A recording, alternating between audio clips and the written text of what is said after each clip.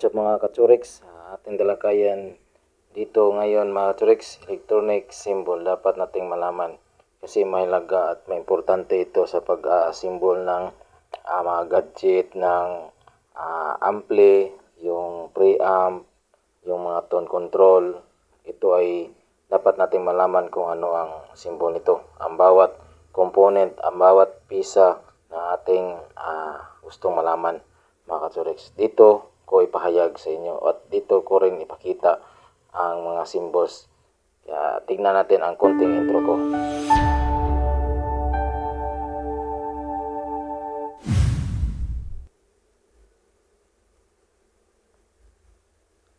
Ito na. Dito natin ipapatuloy. Ipakita ko dito sa inyo yung symbol ng resistor, symbol ng kapasitor, symbol ng IC, at symbol ng transistor, symbol ng diodes, at saka Zener diodes.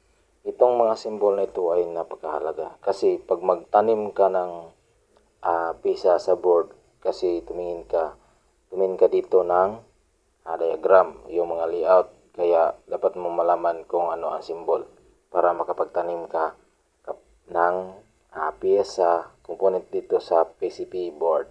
Kailangan mong matuto kung ano ang symbols. Ito ay nakahalaga or importante sa bawat piyesa. Dapat nating malaman. Sa mga baguhan na nag-aaral, ito ang iyong tignan. Kasi importante ito. Ano ang transistor, IC, resistor. Kasi meron po itong mga anode, cathode. Paano mo nyo malaman? So, sa susunod,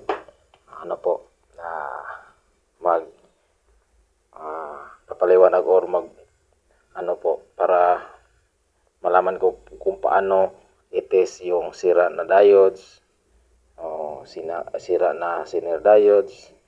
Sa sunod na upload ko, ipakita ko sa video ko kung paano mag-tester, mawak ng tester.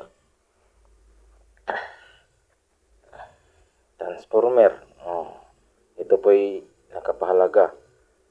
Battery, para malaman ninyo kung ano ang symbols, kasi importante na marunong kayo sa kung nasaan ang positive, yung negative, at saka dito mayroon pong views. So salamat sa mga mayroong natutunan, mag-comment kayo.